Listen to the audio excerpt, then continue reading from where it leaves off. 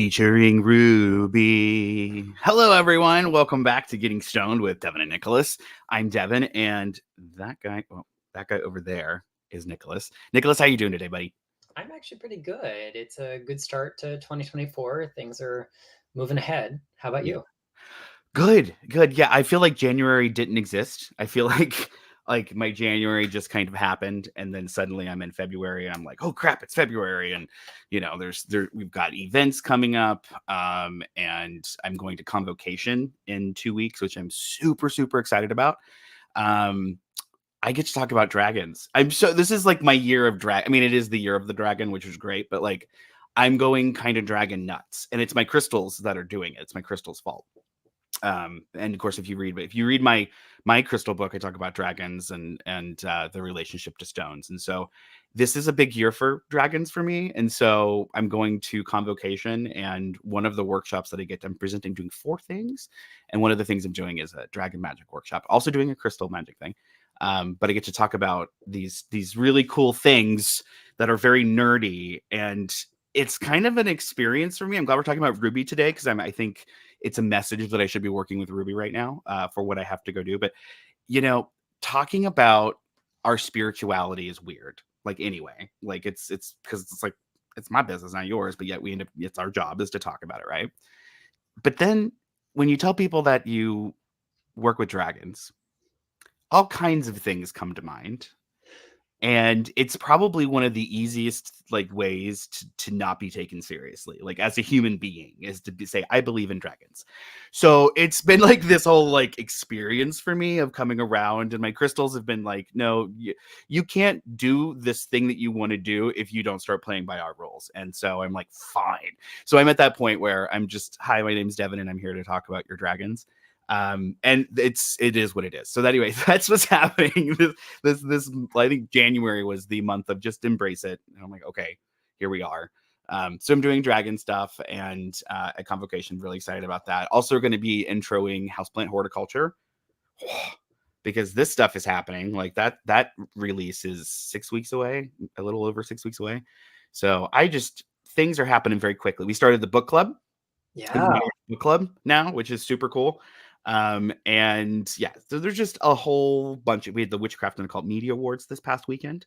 Mm-hmm. It's been nonstop. So if you want to know more about what's going on in the Modern Witch world, come go hang out at the Modern Witch podcast, and I'll tell you all about it. But it has been a busy couple of weeks. It has been a busy start to the year, and I'm looking forward to this year, because I feel like last year was a big healing year, a big growth year, a big shadow work year. And the shadow work that I have to do now is not the shadow work that I did when I was in my 20s.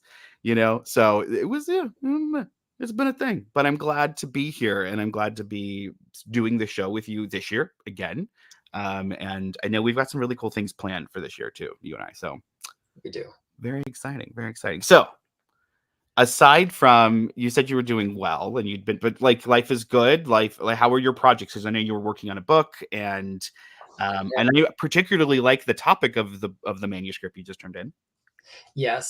So actually, big developments on that already. It's in the hands of a capable copy editor. I start manuscript review on that in a matter of weeks, and like the final thing I got to sign off on gets signed off in April already. I feel like, and I just turned it in overnight. This has gone by in the blink of an eye. I got to see the catalog page and the cover image, and we're doing the back and forth with a couple little changes there, and I will hopefully be able to make some announcements on that over on my Patreon. My patrons have already seen some behind the scenes stuff talking about what the work looks like at this stage in the process. So that's super exciting. I've got a little less travel planned for my career this year. I'm going to focus on a couple of trips up north to teach Reiki, and I've got a trip up to the Omega Institute in Rhinebeck. And My husband's going there. Matt's going there. Yeah, have you been there before? I've been to the area before. I've been to Rhinebeck, but I've never actually been to Rhinebeck. So bad. Oh God, the Hudson Valley is so gorgeous. But I want to go for completely different. I want to go because there is a huge fiber festival that happens every like one of the country's largest yarn events happens in Rhinebeck, and I want to go, and I want to anyway. A totally different thing, but so yeah. So you've been and you enjoy it, and I hear it's beautiful, and I hear amazing things about the organization that puts it on and everything. So Matt's really getting excited. Yeah, I think it's going to be super fun. My trip up there is at the very end of their season. It's like the last weekend they do things before they close for end of the year to the public. So I've got a lot of lead time on that. I don't think I'm going to do as many conferences and festivals and things this year because I have 2 books to write, book to edit and launch, and I'm intentionally carving out a lot of time away from writing, teaching, and other things to just do things that bring me joy, which is predominantly music. Anyone who's had like a personal conversation with me over the last 12 months knows that like upwards of 90% of my personality is comprised of playing the French horn currently, particularly very old ancestors of the modern French horn. So I've got some stuff on the horizon for that. That's going to be super fun, including a way to intersect some music and magic if things work out. So nice. Always love that. We're going to just plant that seed, and maybe we'll circle back around to it later. Hell yeah. Hell yeah. That's awesome. That is oh my goodness. That, well, you know me. We can talk about that for literally a whole other that could be another show. Your love of dragons is inspiring me to want to get one of these dragon horns, the Carnacies. Yes. They make reproductions that are cheaper than the last couple horns I bought, so maybe that'll happen. Maybe just because. Yeah, I think you should. Maybe we should each get one, and we'll play a duet someday. Okay, I would. I still have. I can still. My embouchure doesn't suck. So I was just playing a horn a couple months ago, and I still sounded like pretty decent. I was really happy. I was very nervous about that because I was like, I have not touched a horn in like, I don't know, 8 years, 9 years. Even though I have one, and I gave it to a school so that a student could learn from it because I'm not using it. But my embouchure was still there. I was very excited about that. I would totally do this. I would absolutely, and we can do it from the coasts. And I bet we could just change America. Nicholas, I'm not gonna lie. If you were on your coast and I was on my coast, and we pointed the horns together, and maybe if we put a ruby on top, and then we could, I think it could be amazing. I just want to do a quick shout out to some of the people who are there. So hello, Tom. Tom Owen has jumped in to say hello. We've got Starlight Jade Moon. Thank you for coming, everyone. Garrett is asking or saying, hey, he likes my shirt. Yeah, we've got a bunch of really, really cool Modern Witch swag over on modernwitch.com. You should check it out. And then, of course, we've got Mark. Hello, Mark. Mark is saying hi. And then we've got Kimberly. Kimberly, thank you for stepping in. I'm glad that you could watch us live as well. I'm glad you could be here, everybody. So today we're supposed to be talking about Ruby. And this was really, so I have weird Ruby things we're going to end up talking about, but this was something that I was not expecting to hear you say that you wanted to do a thing on, because for some reason in my head, I usually associate you with stones that are softer. I like energetically, like higher vibrational, softer. Ruby has a freaking bite to it that I was not expecting you to find exciting. And so in the way that I felt coming off of you when you were saying this is the stone that you wanted to do this week. So I'm going to shut the hell up, and I'm going to like give you the stage here to talk about, first of all, why are we doing Ruby this week? And then, of course, what you've been doing with it, because you've been doing some really cool magic, and I'm really impressed with it. Yeah, well, very selfishly, the reason I picked Ruby is because I have taken some time off from doing my master classes that I was running monthly unless my travel schedule conflicted. And I really love doing them. They're super labor intensive. It's about as much work to create the curriculum for that as it is to go through the initial development stage of a brand new manuscript. And I was doing that once a month for about 2 years solid before I had to, take a couple months off here or there. So when I decided to relaunch that this year, I thought I knew what stone I was going to start with. And it was very premeditated. I wanted it to kind of match the energy of now and today, but also to kind of lean into my next project. So I sat down in meditation to kind of connect to the energy of this year and the upcoming and current astrological transits, and just kind of let my crystal team inform me who was going to step forward. And nobody on my short list did. And Ruby said, okay, here I am. It's time. And I said, no. I really think we're going to cover you later. But Ruby said, no, this is it. I'm here for this year. So I had to listen to that. I had to derail my plans and shelve those sets of curricula aside for a future day. And that's why I've got Ruby on the mind and in my heart currently. And Ruby's been a really powerful ally for me in the past, but getting to know it in a deeper way and kind of expanding my appreciation above and beyond the ways that I worked with it, just kind of in the cursory therapeutic aspect that it's shown up for me in the past, is a lot of fun. So I suppose before we get there, I should put on my science hat though, and we should talk about what ruby is, because that's kind of my shtick when this happens. So ruby is a trade name that we give to the mineral corundum when it is reddish in color.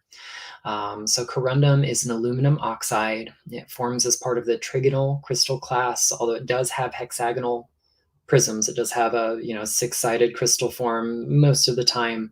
It has a stronger threefold symmetry than sixfold symmetry, and that's why it's in that other crystal group. It's one of the most durable naturally occurring gemstones that we've got here on this planet, at least. So, we use this kind of arbitrary scale that ranks things by relative hardness called the Mohs scale. Diamonds are a 10 on the scale, and corundum, including ruby and its fraternal twin, which we'll talk about in a moment, they rank as a 9. So they are extremely durable. They've got, great, when gem quality, they've got great luster and great fire, a good refractive index, but they last for a long time. It also means that they're like super hard to carve with pre-modern technology. So we do find very, very old carved and faceted and polished corundum. Just imagine the labor-intensive process it took to do that compared to modern equipment. So ruby gets its color from traces of chromium, and then other things can kind of join the party and affect the exact shade that we see.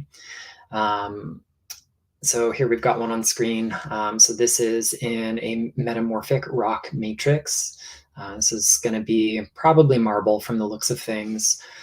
We find some of the finest ruby deposits in the world in marble just like this. They form from taking these kind of carbonate-rich rocks like limestones or siltstones and either heating or squeezing or some combination of the two over time. The alumina that's in there kind of gets all joined together and crystallizes as this beautiful, lustrous bit of ruby. So if corundum is any color except red, we call it sapphire. So we like to think popularly of sapphires being blue, but they're actually just any color that isn't red. So colorless corundum could be sapphire, peach, orange, pink, green, yellow, of course, blue, gold, brown, you name it. If it's not red, we call it sapphire. And the non-blue varieties are usually called fancy sapphires. And it brings us to a challenging philosophical debate, which is, where does pink sapphire end and ruby begin? And different people are going to give you different answers. So we're going to let the folks with fancy degrees and very special equipment figure that out for us. Just know that they are on a continuum. They are very closely related, and somewhere you just kind of have to draw an arbitrary line. But rubies take their name from the Latin rubeus, which means red, which in another declension becomes rubinus or rubinus, eventually giving ruby to the French and then ruby in English. And it just referred to any red stone, kind of like in ancient times, smaragdos was a Greek word that meant any green stone, and that eventually turns into emerald. So we have a gem in antiquity that was defined almost solely by color. And so a lot of red gems that are not actually rubies got that name, and sometimes continue to. If you look at the crown jewels of the United Kingdom, for example, the Black Prince's ruby is no ruby at all, but a brilliant, gorgeous red spinel.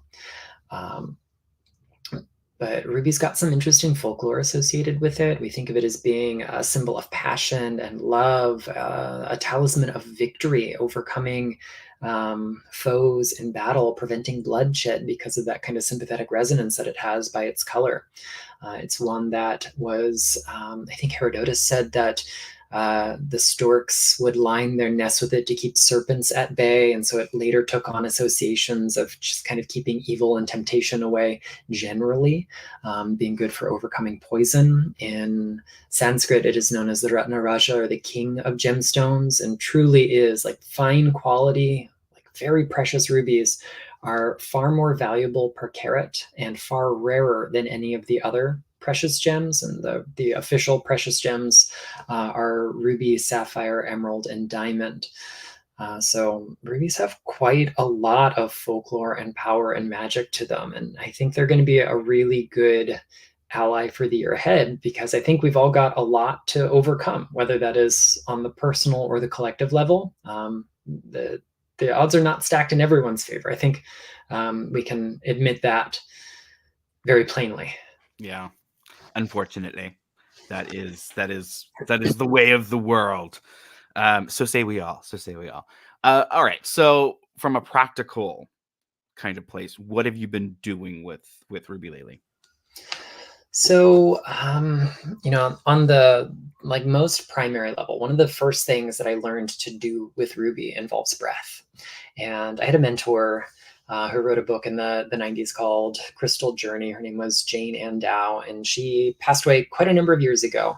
And while I was in college, we connected via email, because that was the only way to connect with other people in other parts of the world. And I got real lucky that she just replied one day, and we built up a friendship through correspondence. And I learned through her and through her writing that Ruby is one of the most powerful allies for emotional pain. And it allows us to kind of find the strength and resolve to lean into the discomfort. We are often taught to kind of do the opposite of that. Like, oh, this isn't comfortable, so I'm just going to put this on a shelf and walk away. But if we're really engaged in that kind of shadow work, if we want to call it that, or any kind of psychological healing, spiritual healing, Ruby is going to be really helpful for locating the strength we need to embrace the discomfort to make meaningful change happen in our lives. And one of the exercises that I'll do with a ruby, and it does not have to be a fancy gemmy one. She actually much preferred what are sometimes termed as rock rubies, the non-precious, non-transparent varieties. Ask yourself where in your body this pain manifests, even if it's not physical pain, it's emotional, spiritual, anguish, whatever it might be. Ask yourself where in your body you sense it manifesting, and place that ruby there, and then breathe into it. Breathe as if you're breathing through that gem. And so that ruby breath has become a really foundational practice for some of the emotional healing work that I do and coach others in. Yeah. Yeah. I feel like Game of Thrones would have ended differently if Daenerys had a ruby. Maybe, yeah. I think it would have ended in a better way. I'm just gonna say. Hello to everyone who's just been joining us. We appreciate you. We're talking about rubies today. And so ruby is one of those things that sometimes it's hard to just find a ruby, but it's usually easier to find things in like ruby fuchsite. Like that's something that's a really common mineral. And I know that was how I first started working with ruby, was finding a piece of ruby fuchsite. And then, just because the quality was, no, it's not like super sparkly, we'll put it in a ring, but it was accessible, right? And so if you're looking for like a ruby, and maybe it's hard to find a specific, specimen of it, perhaps finding it in another matrix. Are there other common matrices for ruby? Oh, yeah. So these are really good examples of the different kind of metamorphic environments that you find them in. So ruby fuchsite is a good example of this. So fuchsite is a chrome-bearing variety of mica.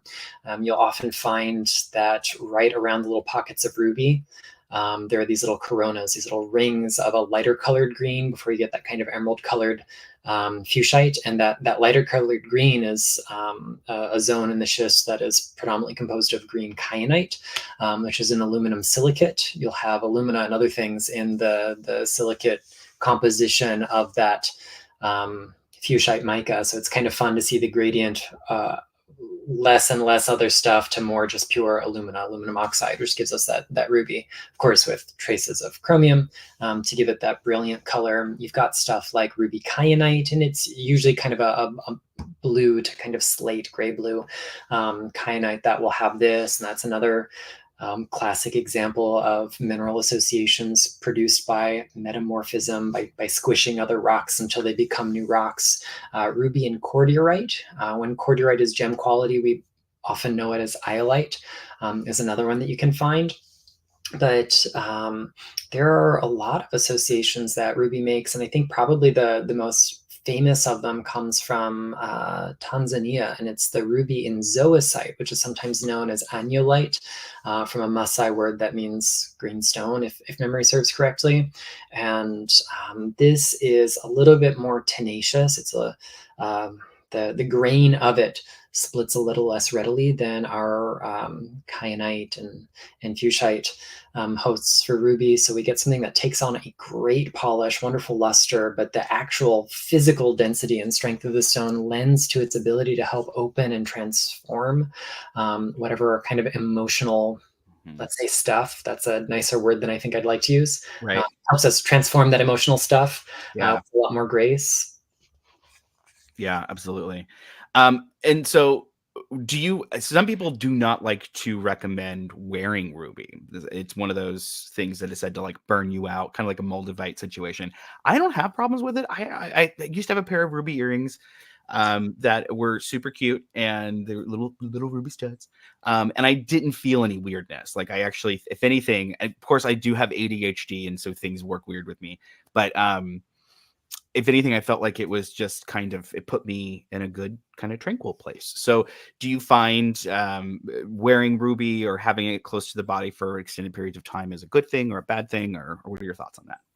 So I think at the end of the day, it's all about our personal interactions with stones. I often make the analogy that how we respond to crystals energetically, either singly or in combination, is the same way we have likes and dislikes with our palate when it comes to physical food. This is just kind of an energetic nourishment.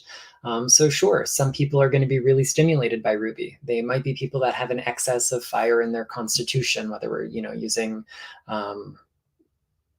astrology or other kind of ways to determine those temperaments. We might also find that people who have a stark deficiency in ruby, or I'm sorry, in that kind of fire makeup in their constitution, can find that a little ruby goes a long way.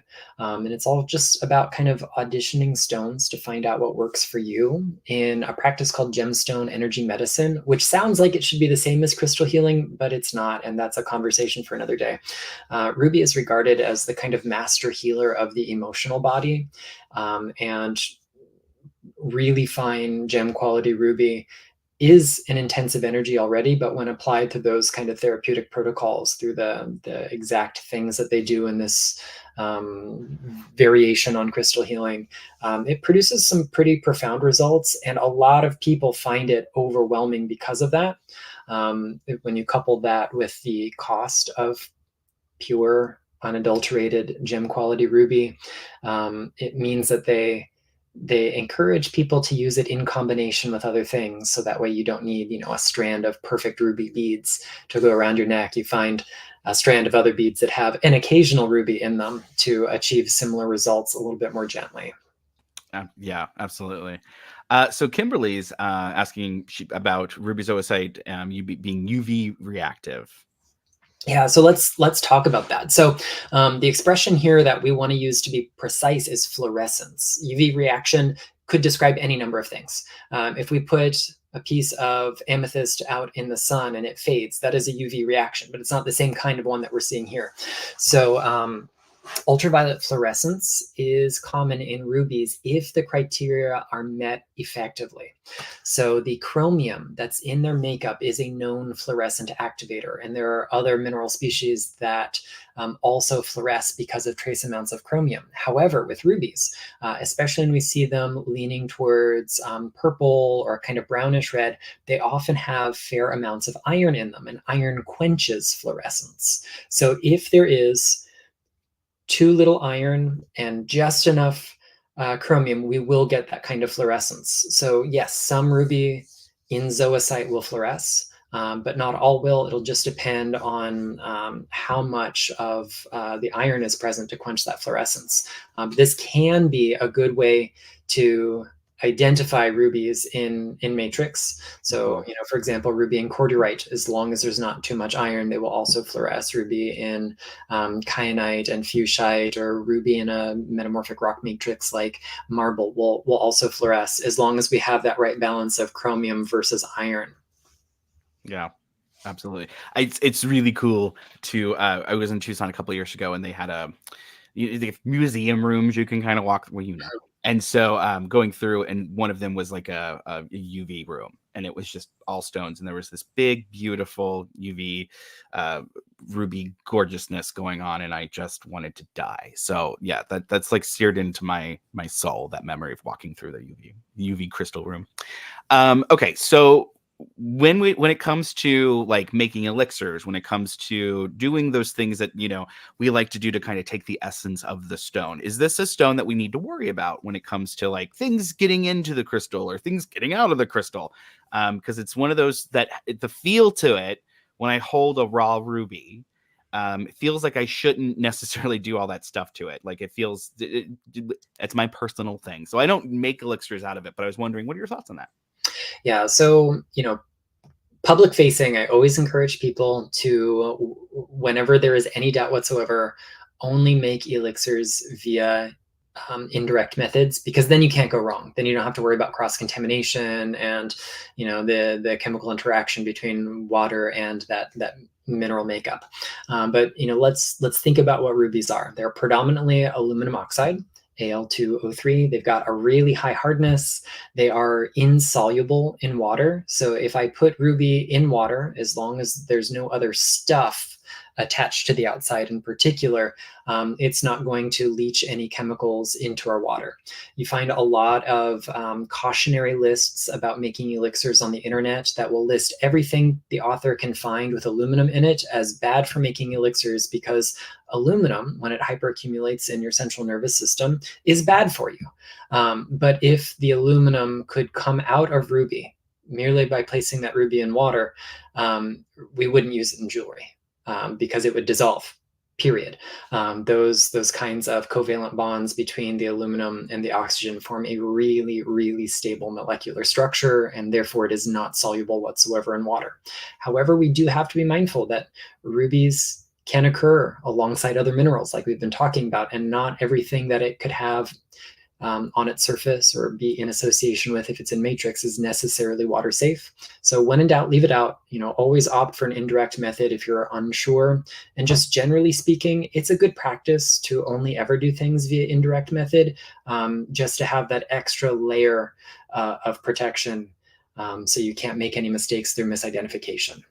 That's always, yeah. I now just do indirect, like, for everything. It's so much better and easier, and you can play with things that you can't play with otherwise. Do you find Ruby has any particularly strong cohorts like that it works with? Any other crystals that it seems to vibrate and function really well with? Yeah, I mean, definitely those things that you can find it in tandem with are great examples of things you can mix and match and play nicely. So our chromium fuchsite and our aluminosilicates like kyanite, for example, because of the shared chemistry and shared environments, they make really great playmates, if you will. Sapphire is a great one because they are functionally the same thing, except for a few stray molecules of something else that gives them their color. Another kind of classic combination, it sounds really basic, but is really profound, is ruby and rose quartz. And it is not necessarily the pinnacle of love that you might imagine. This combination is really good for addressing really, really stagnant emotional patterns. By the gift of rose quartz is ending the latency or stagnancy behind those emotions, allowing them to flow freely again. And then ruby providing the raw stamina we need to process them, so we can prevent them from stagnating once the crystals leave our energy field again. Another one that I really love working with ruby in tandem with it would be emerald, because they're kind of like two different aspects of the heart, and both derive their color from chromium. So there is kind of a little bit of an enharmonic resonance between the two. They both have this kind of similar quality of opening the heart. I think of ruby on some ways as representing the more physical heart. In gemstone energy medicine, we use ruby as a symbol of all kinds of muscle tissue, including cardiac tissue. And then, emerald becomes the symbol of the spiritual heart. Although in other traditions, you're going to find that these things get kind of flip-flopped. I also think that ruby is a great one to combine with some softer stones, because sometimes those really soft gems don't feel like they penetrate as deeply, energetically speaking. And when we combine them with a really dense, durable stone like ruby, which is a 9 on our Mohs scale of hardness, it's going to help us take that soft crystal energy a little bit further into whatever the root of the issue is we're addressing, particularly if it's emotional in nature, which is what ruby is so adept at. So, think of maybe your calcites and your gypsums and maybe even apatite. They're all kind of on the softer scale. Those would be things that you might find reach the kind of underlying seed thought a little bit more readily when we combine them with something as dense and durable as ruby. Yeah, that's perfect. And then the last kind of like question, things that we need to kind of go over when we're talking about working with a stone, perhaps for the first time. What is your favorite way of cleansing the stone? Like, what works in your playbook well with ruby? I really enjoy using a variety of techniques when it comes to cleansing. I do a lot of smoke cleansing. I do a lot of sound cleansing and cleansing with water. But it varies from situation to situation. I feel that you just totally dislodged this thought that I left something out of the manuscript I just turned in, which was sound cleansing, and now I have to fix that. Thank you. Oh my goodness, I can't believe I, of all people, left that out, because it's like my go-to, especially with crystals. I find vibrational cleansing works incredibly well with stones. And so using things like singing bowls and tuning forks and things like that to cleanse my stones, I think is like my favorite little hack that I've adopted into my own practice the last few years. Okay. All right. So aside from those things, is there anything else that you can think about with ruby that we need to go over? No, I think that pretty much covers the bases. Yeah. So, okay, cool. Well, good. So, I mean, the big thing I think at this point would be that if you want to go work with ruby and you haven't, that there are all of these options for actually how to get it without having to go spend a bunch of money on it, because it is cost prohibitive. I mean, just getting a raw piece of ruby is like, ugh. Absolutely. Okay. So I think that's about it. That was like my list of things to go over. So that's good. So we do have a couple of housekeeping things before we wrap this up for the day. The first thing is send your crystal prescription questions to us so that because we're collecting the list, we're going to make the list. And we'll definitely do that in the next episode. I'm very excited about that. But in the meantime, we do have the Crystal Magic Intensive that's happening. We had to move the date, so we pushed it back. So I believe it's happening in a couple months now. So go to modernwitch.com. You can find the information. You can find the new dates. And that is going to be one hell of an event. So we're really looking forward to that. In the meantime, are you going to be anywhere in the next couple of weeks that people maybe want to come check you out at? I will be in some virtual spaces in the next couple of weeks. I do have a Ruby Masterclass coming up later this month. So I've got details for that on my website, theluminouspearl.com. I've got my monthly online Reiki share as well, which has plenty of space left for anyone to join, which can be a free to sliding scale event for anyone who'd like to participate. I now do that with replays instead of live only, so that's super fun. And then I've got even more events listed on the website. So if anyone wants to join me for a class, a practice session, an interview, some other fun stuff, you can find all of that at theluminouspearl.com. Yeah, cool. And again, I'll be at Convocation in about 2 weeks. I'm very excited about that. I think I will see you all one more time before I actually get on that plane. But if you are in the Michigan area and you want to come check out Convocation in Detroit, it is one hell of an event. It's been around for a long time, and it's one of the things that I look forward to getting a chance to get to. So I hope to see you there, and I hope that you want to come and play and with some crystals, because I'm gonna have some crystals, and you want to do some magic with me. So if you're there and you want to come hang out, come hang out.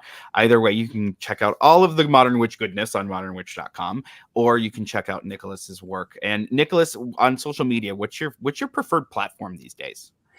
I use Instagram the most, but I mean, if someone finds me across anything, I usually respond to messages pretty readily.